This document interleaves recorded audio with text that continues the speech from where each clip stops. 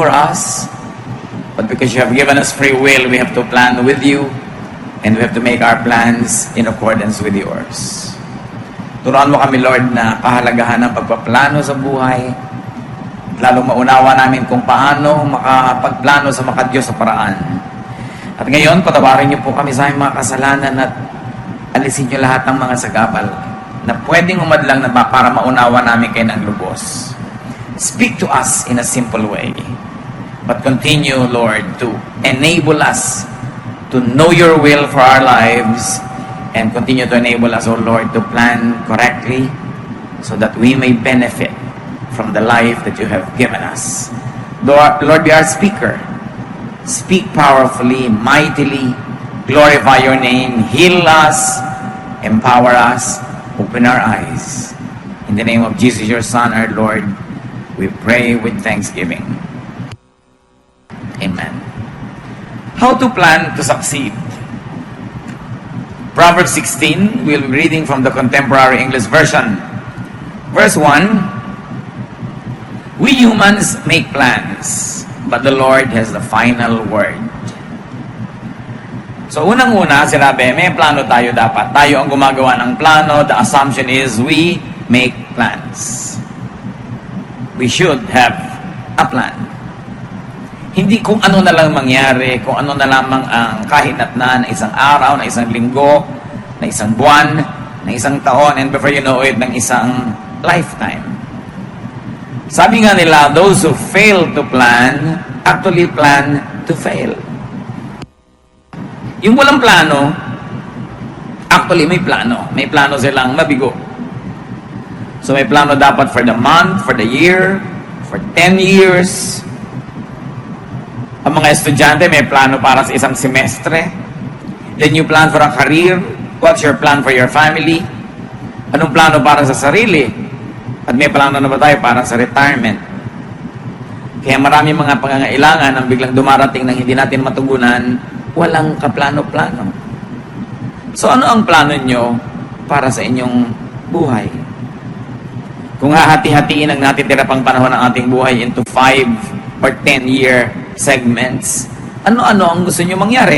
Siyempre, hindi naman lahat ng plano natin yun ang mangyayari.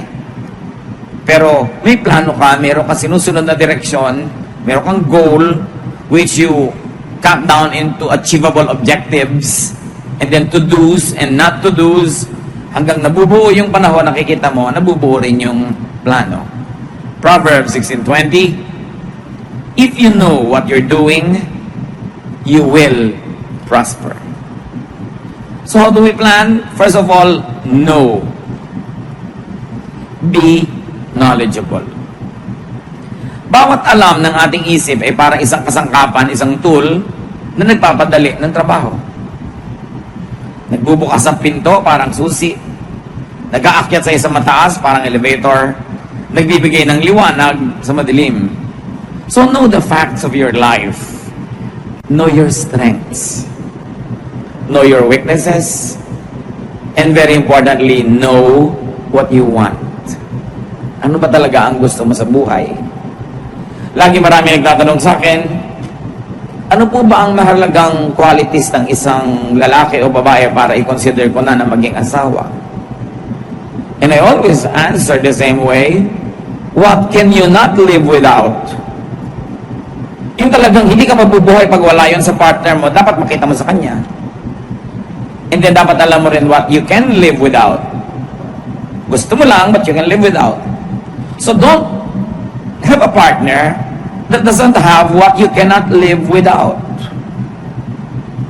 Kaya dapat alam mo talaga kung ano yung gusto mo. Marami kahit sa pag-aasawa, hindi napapatama ang pagpili o ang pagpapakasal kasi hindi naman nila alam kung anong gusto nila sa buhay eh. Na-in love lang sila dahil makapalang kilay. Dahil maganda ang boses, dahil text ng text, dahil thoughtful, pero mamaya naghihiwalay, nagkakagalit, o impyerno ang buhay together, o kung hindi man impyerno, boring, pinagtsatsagaan na lang, total mamamatay din tayo pagdating ng araw, tapusin na lang to, ganun lang ba yun? Minsan ka lang mabuhay. So what do you want? Do you want, halimbawa, to have material success? Then huwag ka may in love sa taong walang ambisyon, kahit gaano kakapal ang kilay. What do you want? Do you want yung mga matatamis na mga sandali araw-araw? So, pwede lang tamad, basta thoughtful. Diba? So, what do you want? It must be clear. At dahil tayo nilikha ng Diyos na unique, meron tayo talagang kanya-kanyang gusto at kanya-kanyang ayaw. So, don't have anybody na meron nung talagang hindi mo pwedeng pagtsagaan, na may ugaling ganun, kahit marami pa siyang qualities na maganda, pero hindi mo pwedeng pagtsagaan yung ganito niyang quality, then have someone else. Or don't have anybody at all. Importante na nasasabi natin yun. No. Very importantly, know yourself. At kung may papakasalan ka o magiging business partner, matagal na pagsasama yan, know the other person. Hindi yung parang suntok sa buwan. Kailangan may facts. And over and above knowledge, be discerning. Hindi lahat ng bagay nalalaman, pero yung mahalaga, nararamdaman. Kailangan may pakiramdam ka. Ito bang gagawin kong negosyo? Kahit sa alam ko maganda, pero ano ba yung nararamdaman ko? Ano ba yung kutob ko? Spiritual beings tayo, nilikha tayo sa image ng Diyos. You will check. So alam mo ang salita ng Diyos, sa ulado mo hanggat maaari, para may pumapasok pa lang na isipin, alam mo na agad ay hindi ganyan ang gusto ng Diyos. Iba ang sinasabi ng Word of God. Psalm 119:11, I have hidden your word in my heart that I might not sin against you. Itinago ko na sa puso ko para pag may papasok sa puso ko, ay may tao na pala. May uupo pa lang doon sa upuan, may nakaupo na, yung salita ng Diyos. So kung hindi niya a-approvean, hindi niya aalukin, hindi niya tatanggapin, hindi na pwedeng pumasok. Kasi may tao na, may laman na. Dapat nauuna yung salita ng Diyos. Kasi kung minsan, pag nauna yung iba, lalo yung hindi yung kagustuhan ng Diyos, kahit dumating yung salita ng Diyos, nag-aalangan ka kung susundin mo. Meron pa nga tahasang hindi na susunod. Kasi may nauna na. Kaya dapat inuunaan. At yan ang halaga ng pagpapaaral sa mga bata sa Christian schools. Nauna na sa utak nila, nauna na sa puso nila yung Word of God.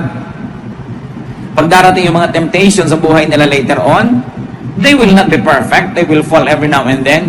Pero hindi kasing grabe at kasing haba at kasing tagal ng mga fall nang hindi nauna yung salita ng Diyos sa isip nila. Magkamali man, mahihimas-masan din. Madapaman, bumabangon din. Yun ang pinagkaiba. Kaya mahalaga na uuna yung salita ng Diyos. Kaya sa plano natin sa buhay, uunahin natin. Ang unang plano ko, mamuhay ng makadiyos sa paraan. Pag nauna na yon, may darating yung mga ibang offer ang buhay sa'yo, hindi makadiyos, pero tantalizing, attractive, marireject mo na. Kasi may nauna na. Iba yung una. Kahit sa pila, iba yung nasa una, di ba? Talagang malaki yung hold mo dyan. So be wise. No? Apply wisdom in your planning. Iba ang knowledge, iba ang wisdom. Yung wisdom, hindi nakukuha sa information yan. Hindi yan nakukuha sa alam ng mga facts. Ang tanging nagbibigay ng wisdom ay panahon, karanasan. Kaya mahalaga na hindi ka lang knowledgeable, you're also wise.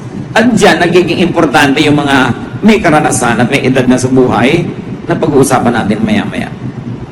Proverbs 16:16, it's much better to be wise and sensible than to be rich. Bakit kaya pinagsama yung wisdom and good sense tapos versus rich? Of course, hindi naman kontra ang Bible sa maging rich tayo. But, this is when wanting to be rich is not the wise choice at the moment. Merong at the moment. Kasi kung minsan, wanting to be rich is the right choice at that time. Paano malalaman ngayon that it's not wise to want to be rich? When pursuing wealth will destroy your relationship with God. Then it's not wise. It's not wise at this time to want to be rich. Pero ayan na, ino-offer na, ang bilis yumaman. Pero masisira ang relasyon mo sa Diyos. It's better to be wise and sensible than be rich in a way that will destroy your relationship with God. So do not use evil ways. Magpaplano ka na rin lang, huwag kang gagawa ng plano na merong evil devices. Magpaplano kang yumaman pero may deception. Magpaplano ka na manalo pero may daya. Magpaplano ka na mabuhay pero may papatayin ka. Kailangan walang ginagamit na masasamang paraan sa plano. Kasi di ba napag-usapan na nga natin, kailangan kakampi mo ang Diyos. Paano kanya kakampihan kung masama ang plano? Proverbs 16:17, God's people avoid evil ways and they protect themselves by watching where they go. Malayo ka pa naman, nalalaman mo na kung saan patungo yung landas na yan eh. Bihira naman yung biglang-biglang lumiliko sa mali. Usually alam mo na yung direction na yon. Dahan-dahan nagiging malinaw sa iyo na mali yun. Huwag na lang. Atras na lang. It's not worth it to destroy a relationship with God for wealth. Kasi kahit gaano karami yung pera mo, pag hindi ka naman pinayagan ni Lord na ma-enjoy yun, hindi mo rin ma-enjoy yung pera mo. Pero kung kasama ka ni Lord, gusto ka ni Lord pag-enjoy yan, kahit konti lang yung pera mo, na-stretch. Ang daming nangyayari sa konti.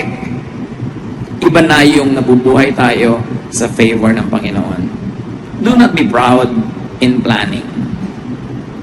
Proverbs 16:18, too much pride will destroy you. So kung proud yung paraan mo ng pagpaplano, yung nagiging mayabang ka kahit sa sarili mong mga magulang, sa mga pinagkakautangan mo ng loob, sa mga dapat mong igalang, sino magsasabing magtatagumpay ang ganong plano? And never plan for pride. Bakit naman po nagbabalak kayo na ang laki-laking bahay ang ipatayo?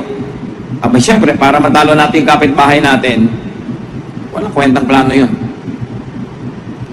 Bakit gusto mong makatapos ang napakataas na pag-aaral? Uhaw na uhaw ko ba sa karunungan? Hindi. Para matalo ko yung mga pinsan ko. Pinakamataas ang title ko. Bakit naman kailangan natin ng kotse? Para makapagyabang tayo.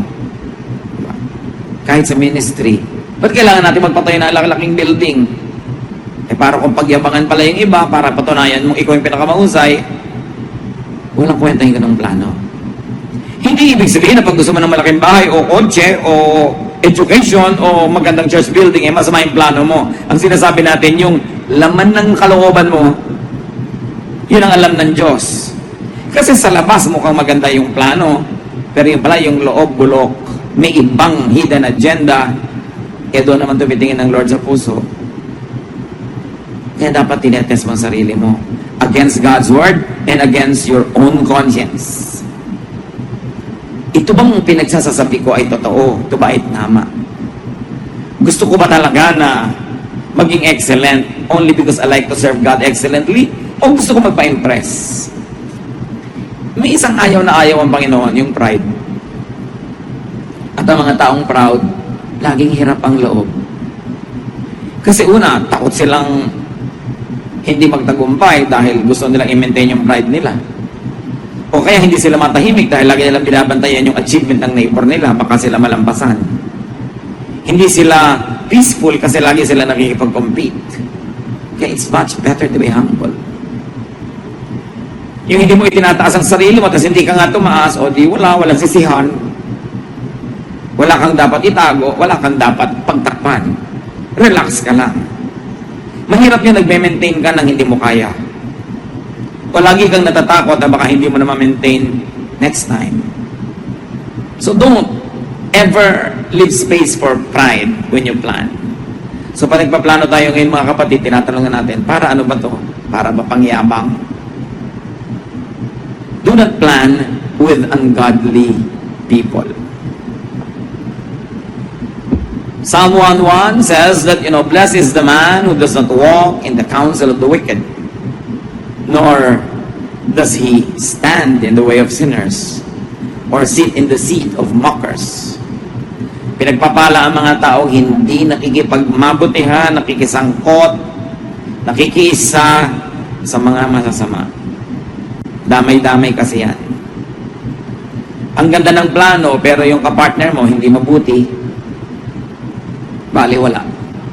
I remember some years ago, there was a very successful developer of buildings, of condominiums. Tumawag siya sa akin, sabi niya, I have a very short question, Pastor, but I need your opinion. What is it? There's a very big business that I can do. And you know, I support missions and missionaries and churches. And out of this project, I can support so much more of God's work. But there's only one question that's in my mind.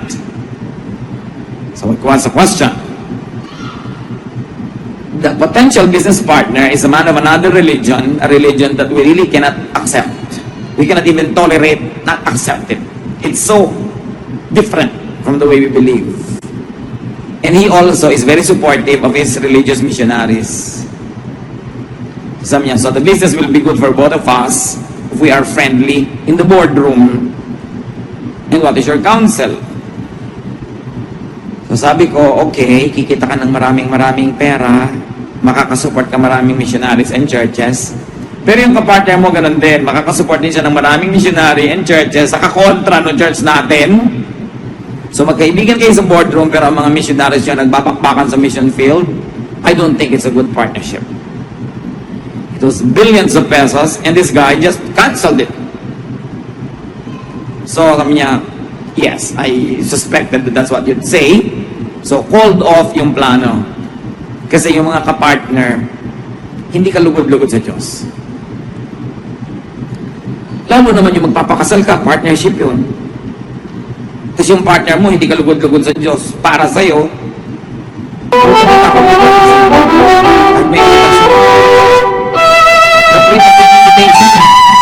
i-refund na lang kita na huwag mo na lang ituloy yung pasal. Magkano ang invitation mo? Dahil ang gano'n, mapapahiya din kayo pag nag-iwalay kayo 5 days from now. Ngayon na kayo magkahiya. Para hindi mo na kayo damage. You know, tayo mga anak ng Diyos, dapat free. Hindi ka na pwede magawa ng isang bagay dahil ang kahiyaan, dahil ang kasubukan. We believe like free people who have been redeemed by the blood of Christ.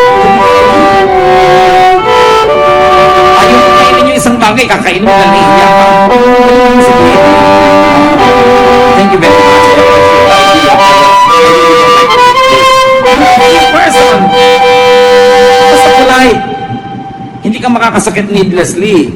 Hindi ang dami-dami mong ginagawa na lapag sa kalooban mo na para kang isang alipin. Hindi ka na alipin kay Jesus.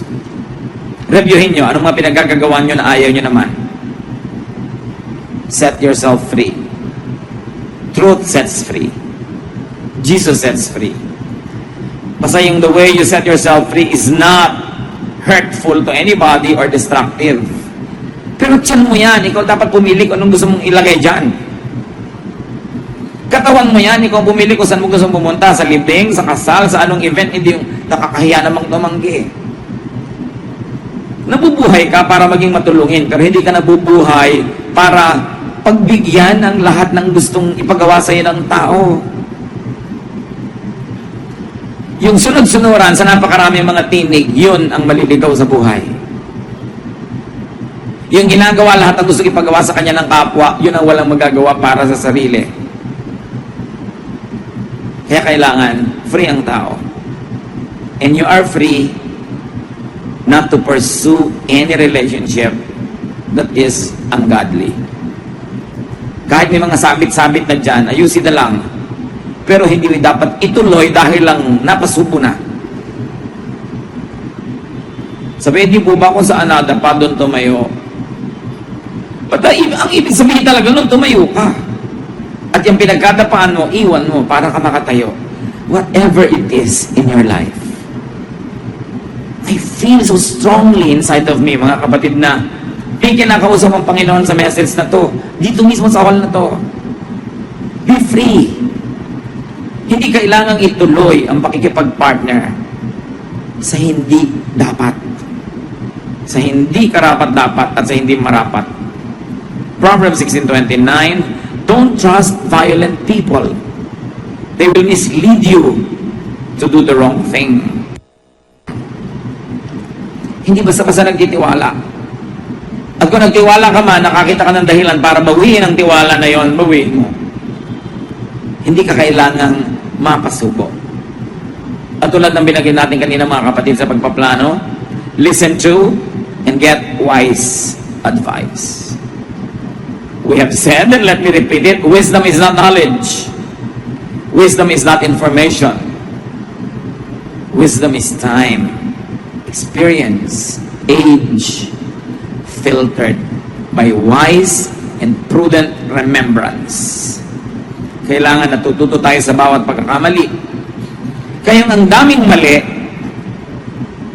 yun ang may potential na maging napakatalino. Liban na lang kung paulit-ulit yung mali. Tulad yan, merong isang aeroplano na nagkaroon ng miscalculation sa pagland sa airport, nasa mga dyaryo. Nakabalandra ang aeroplano na 3 araw doon. May nagtanong sa akin kanina, kung kayo ang presidente ng kumpanyang ito, will you fire that pilot? Will you fire the pilot? Say ko, well, dalawa pwede mong gawin, fire or not to fire. If you fire the pilot, maybe it's good for your company, but maybe it's also bad. Kasi gaano ba naman karaming pilot ang nakakapaglanding ng mali at nagbuhay? Therefore, may karanasan na ang pilot na ito sa pagkakatuto na hindi nararanasan ng iba. At kung matututo siya sa karanasan na to, this will be the best pilot ever kasi naranasan na niya yung mistake if he learns from such mistakes. So siguro, re-reviewin ko yan.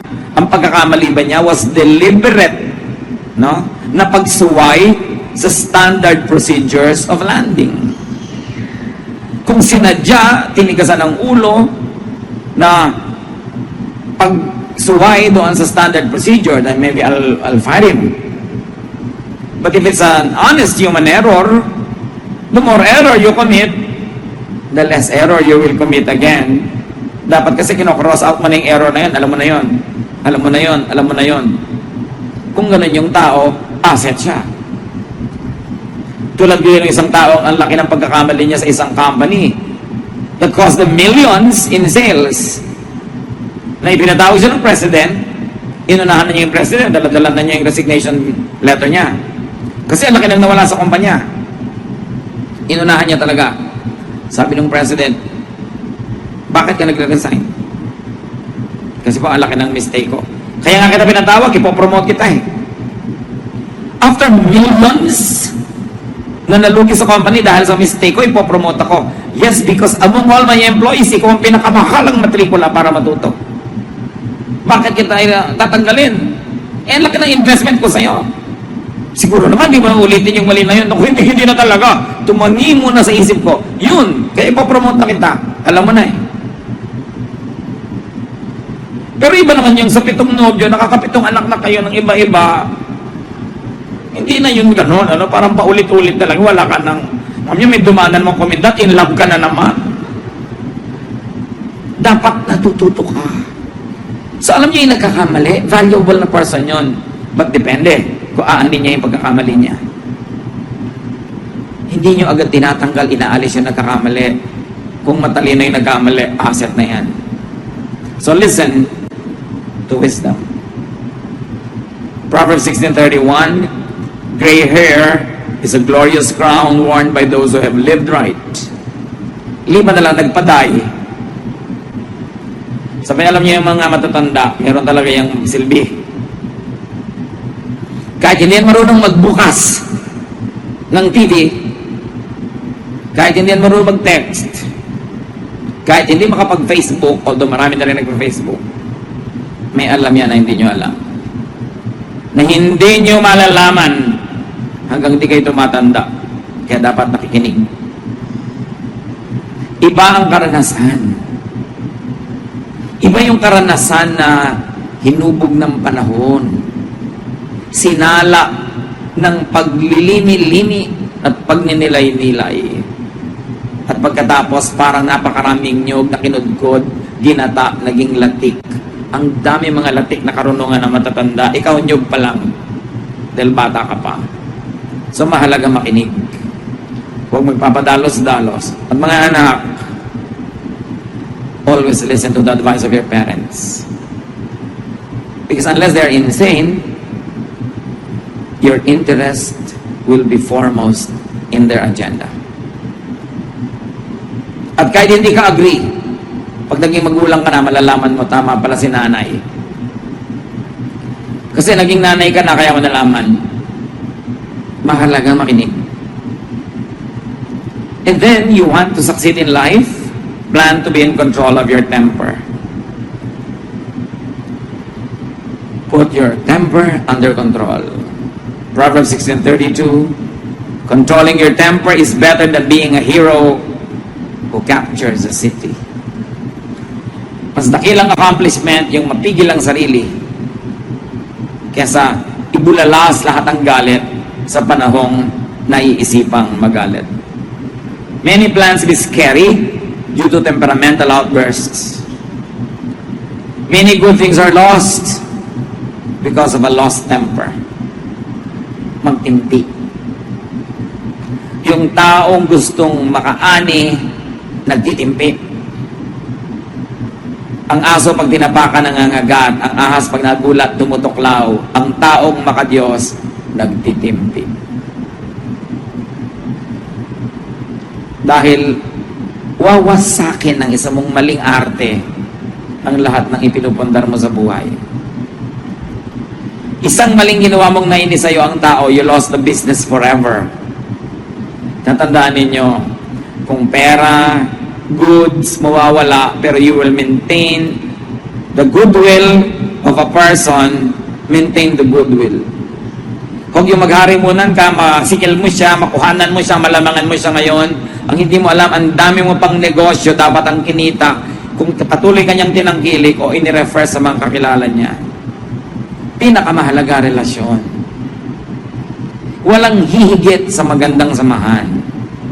Kahit nalugi ka pa ng konti ngayon, generally speaking, mabuti. Maalala niya yung kabutihan mo at pag dumating yung panahon na meron siyang kakayanan o kapangyarihan, susuklian ka niya, gagantihan ka niya. Pero kung ang itinanim mo sa kanya mali, gaganti rin yun. Pero ang bigat ng ganti. Yun yung mga sinasabi ng mga matatanda no, na naghangad ng kagitna, isang salop ang nawala. Bagamat wala na nagsasalop ng bigas ngayon, pero yung ibig sabihin, gusto lang nila kalahati, pero ang nawala isang buo. Nagharimunan, gusto makalamang, gusto makasigurado, gusto makakabig. Nakakabig ng konti, but their ignorance does not even make them realize what they have lost. Kasi ang itinatanim, inaani. Sino sa mga tao nakadil ninyo sa negosyo, sa buhay, ang nalamangan nyo? Yung at this point, this very minute, lamang kayo, hindi nyo na i-deliver ang binayaran niya o kalahati lang din-deliver nyo. Akala nyo, okay na, tapos na, limot na. Hindi nyo nalilimutan ng taong na-offend. Inutangan nyo, hindi nyo na binayaran, akala nyo, nagkalimutan na. Hindi nakakalimot ang nagpautang. At kung makalimot man siya, hindi nakakalimot ang Diyos. Meron kayong sinaktan nun, hindi kayo nag-sorry, akala nyo wala na. Hanggang ngayon, patuloy kayong sinisingil ng espiritu nung naganap, kahit hindi kayo singilin nung taong na-offend. Dahil kung anong itinanim, siya nga anihin. So, plano. Pagplano ng mabuti. Maganda yung goal, maganda yung method, maganda yung pamamaraan, maganda yung technique. How can you go wrong? Pagganda ng pagpaplano sa buhay. Nakikinig sa payo, nananalangin, hindi nagmamadali, at ginagawa ang lahat ng kaya. Do what you must.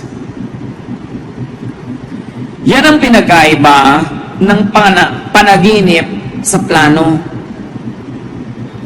Anong pangarap mo? What is your dream in life? Madali mag-dream, but you must have a plan. Iba ang dream, iba ang plan. Yung dream, nangangailangan nyo na makatulog ka para maganap yun. Yung plano, ginagawa mo habang gising ka. Habang gising ang ulirat mo, ang diwa mo, ang katawan mo, ginagawa mo yon. Execute your plan. Matapos mong manalangin, humingi ng payo, alamin ang dapat alamin, nagpasya ka na, do it. Do not fear. Ecclesiastes 11:4, if you worry about the weather and don't plant seeds, you won't harvest a crop. Pagka ayaw mo magtanim dahil baka umulan, baka magtag-araw, baka magtag-init, baka magtag-tuyot, hindi ka na makapagtanim ever. Hindi ka na aani. Ayaw mo na mamuhunan dahil ayaw mong malugi. Nagplano ka, ginawa mo na yung study mo, tinignan mo na kung bagay sa karakter mo, tinignan mo kung sino yung mga ka-business deal mo, ka-partner mo, ginawa mo na lahat ng research, ay di mamuhunan ka na. Huwag ka mabuhay sa takot. Kasi sabi ni Lord, do not fear. Gumagawa ka ng mabuti, mabuti ang magiging bunga niyan. Hindi man agad-agad, hindi man instantly, pero hindi naman pwedeng manalo yung masama sa mabuti.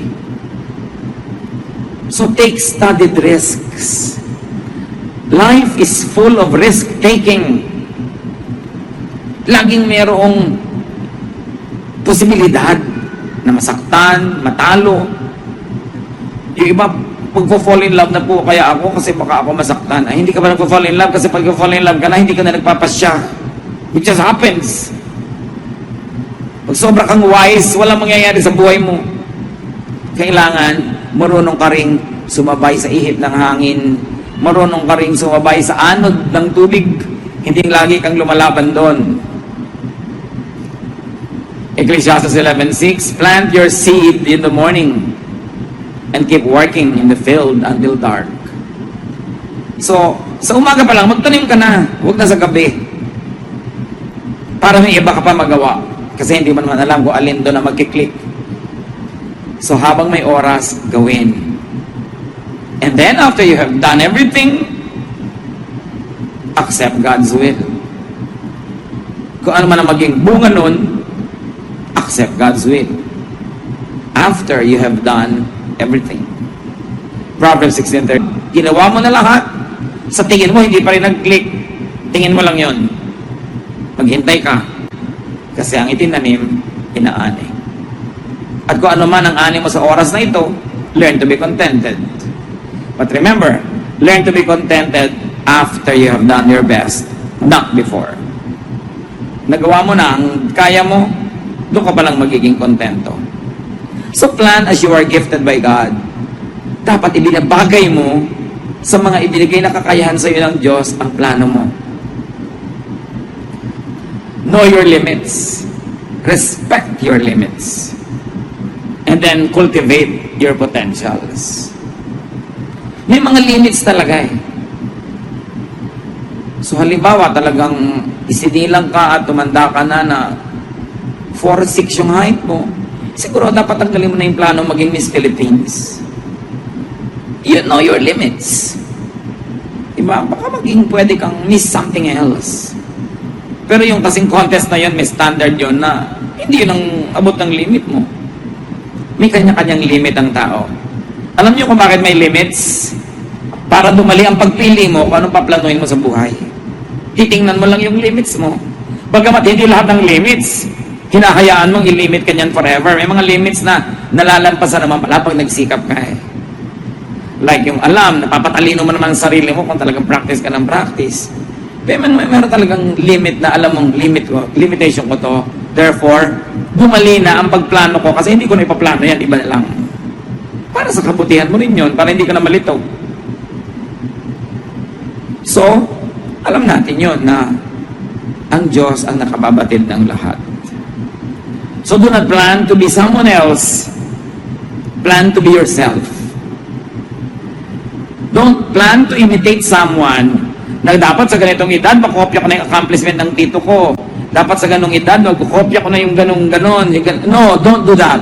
Act of motherhood, of parenthood, is to cut the umbilical cord and let the child become his or her destiny. Eh kung gusto ng Diyos na ikaw laging masunod sa anak mo, di dapat wala ng patid. Di may 7 kang anak, di may 7 nakakabit sa'yo, lagi mong kasama. Kung saan ka pupunta, kasunod mo sila. At hindi na sila kakain, yung kainin mo, yun ang makakain nila through the pusod. Kaya nga nilalagot ng Diyos. Yung nilalagot ng Diyos, huwag yung i-reconnect. Alam ng Diyos ang ginagawa niya. Hindi ibig sabihin na hindi na kayo magpapayo, magmamahal, magkakaroon ng togetherness. But you allow the person to be what God planned him or her to be. Maganda yun. Huwag tayong humadlang. Mga kapatid tayo, yumuko sa Panginoon at magbulay-bulay. Salamat, Panginoon, sa paalala na dapat kaming may plano.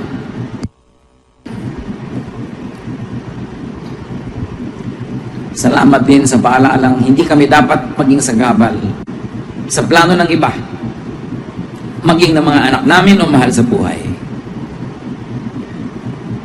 Turuan mo kami hindi lang lumaya, kundi magpalaya rin ng aming kapwa. Patawarin mo kami kung may mga pagkukulang kami sa